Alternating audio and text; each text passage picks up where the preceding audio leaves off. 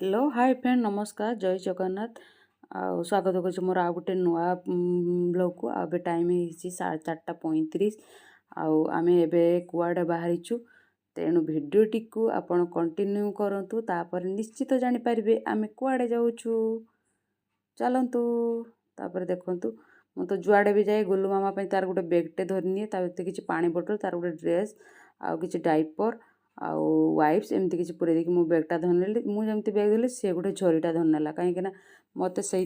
किसी कुली पत्र आ धुब नहीं कि आसबार जेहेतु पंचक किसी आणबार तापर सी भितर से धरनेला मुझे धरची धरनिकी आम चलू तापर कबाट से तो आउ रक्षा दबनी कहीं से बुलीज तापर आसिक कहला मामा जूता पिंधि जूता तापर जूताटा पिंधि सी जो जूता पिंधि सारा तापर मत कह मामा तुम्हें जूता पिंध तापर देखुना मुझे हाँ तब से कुछ एटा मामा जूता तापर एटा पापा जूता पापा चप्पल पापा गुड़ा कुछ पापा आस तापर आम माँ झील बाहर पड़ू तौक पलि आसू कहीं से मना कला लिफ्ट जीवनी कहला मामा सीढ़ी रे चल एमती गला आम माँ झील पलि आसलु तापर तो बापा पचर आसुँच देखो बाहर को आसला तार कि खुशी पूरा आगे चलছে पूरा बड़ लोक भाया तापर एमती जाऊ जाऊ देखु ना कौन गोटे काशतंडी फुल आकाशटा एत सुंदर है मुझे बहुत दिन पर फुलटा को देखा पाइली आउे आम चलू तापर पापा आसीगले पापा आसगले आम गाड़ी चल ये जे झील खंडक से जमा गाड़ी रे जिते घंटा भी रास्ता हो से जमा बसबनी एमती छिड़ा होगी जीव तापर देखो आकाशर भ्यूटा बहुत सुंदर था जन्म मामू भी आमर आसी जाइए तापर आम चलू हैदराबाद रे बापरे एते ट्राफिक जे माने पूरा मुंड खराब हो गला तुम्हें जिते बेले भी जुआड़े बाहर ट्राफिक ही पाइब तापर देखो एते तापर गाड़ी रो चलेबार कहारी भी गोटे बाग ढंगा ना जी जो पाला एमती माने ये करके चले तापर किछि रास्ता गला परे पूरा रास्ता टिके फांका मिलला आकाशर भ्यूटा देखो केते सुंदर देखा जाउछि ना तापर आमे पहुँची जाइछु नर्सरी रे तापर एटी देखो केते बढ़िया बढ़िया सब गछ अछि गछ एटी केते बढ़िया सुंदर देखा होछु पूरा तापर गुल्लू मामा आ तार नानी प्राची नानी एटी टिके लाजकुली देखीदेले गछ सी तार सहित लगे बसीगले देखुना दी जन केमी चलती सी भी छुई देला से लाज कर ये भी गुल्लू मामा भी सहित ये होपर जिते डाकिले आसलुनि जहाँ ताक धरनी कि आ गोटे नर्सरी पहुँचलु तापर एठी भी आसिक देखे तो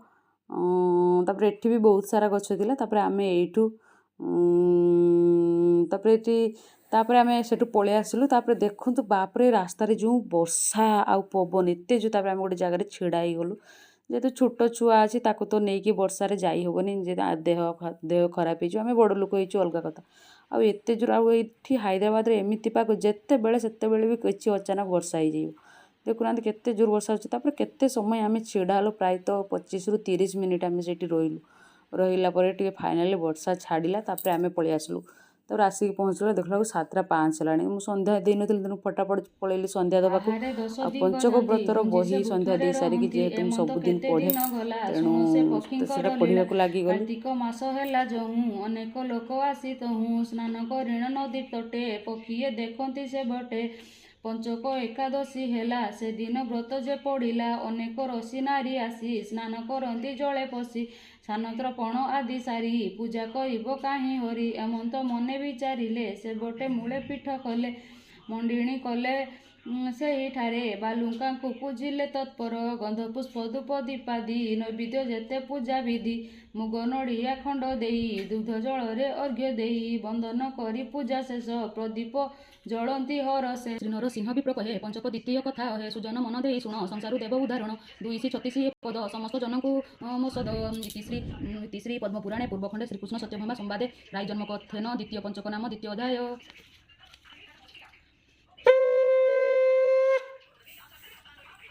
तापर बही फही पढ़ी सारिकी ठाकुर को जुहार मुझे पलि आसली रोषे घर को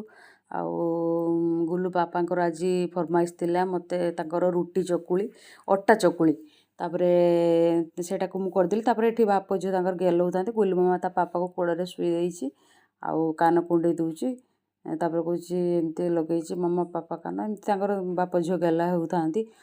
तापर निद माउसी भी कर दोछि तापर एमिति तांकर गेला गुली हेइथांती तापर मु एठी पळि आसली चकुली करिया पई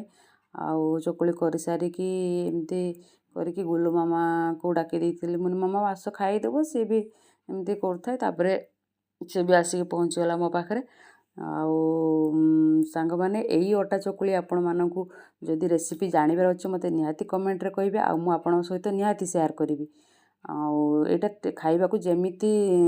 ସ୍ୱାସ୍ଥ୍ୟ ପକ୍ଷେ ହିତକର ଆଉ ବହୁତ ବି ଭଲ ଟେଷ୍ଟ। ତାପରେ ଗୁଲୁ ମାମା ପଳେଇ ଆସିଲା, ତାକୁ ଦେଇଥିଲେ ଗୋଟେ ଚକୁଳି। ଆଉ ଯେହେତୁ ସେ ଛିଡ଼ି ପାରିବନି ତାକୁ ଛୋଟ ଛୋଟ ପିସ୍ କରିଦେଲି। ଗୁଲୁ ମାମାର ଏଇଟା ବି ଭାରି ପସନ୍ଦ, ତାକୁ ଗୁଡ଼ ପକେଇକି କରିଥିଲି, ଯାହା ପାଇଁ ପିଲାଙ୍କ ହେଲ୍ଥ ପାଇଁ ବି ଭଲ। ଆଉ ଏଇଟା ଛୋଟ ବଡ଼ ସମସ୍ତେ ପୁରା ବହୁତ ଖୁସିରେ ଖାଇବା। ଆଉ ଏତେ ସଫ୍ଟ ଯେ ଧରି ନେବେ ମାତ୍ରେ ପୁରା ସ୍ପଞ୍ଜ ଭଳିଆ ହେଇଯିବ। ଆଉ ଯଦି ଆପଣ ଏଇ ରେସିପିଟି ଜାଣିବା ପାଇଁ ଚାହୁଁଛନ୍ତି ତ ମୋତେ ନିହାତି କମେଣ୍ଟରେ କହିବେ, ଯାହାଦ୍ୱାରା ମୁଁ ଆପଣଙ୍କୁ ଏଇ ରେସିପିଟା ସେୟାର କରିବି।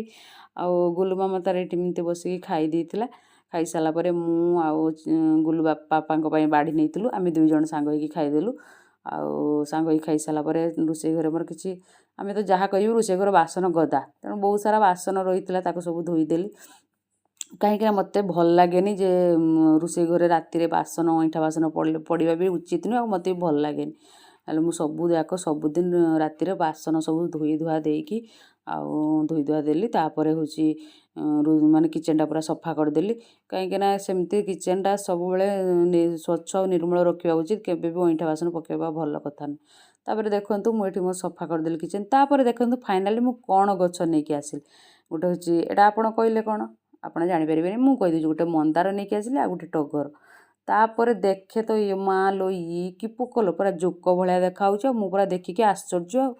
ତାପରେ ମୁଁ ସାଙ୍ଗମାନେ ଭିଡ଼ିଓଟିକୁ ଏଇଠି ଶେଷ କରୁଛି। ନିହାତି ଲାଇକ୍, କମେଣ୍ଟ, ସେୟାର, ସବସ୍କ୍ରାଇବ୍ କରିବାକୁ ଜମା ବି ଭୁଲିବେନି। ରହିଲି, ଜୟ ଜଗନ୍ନାଥ।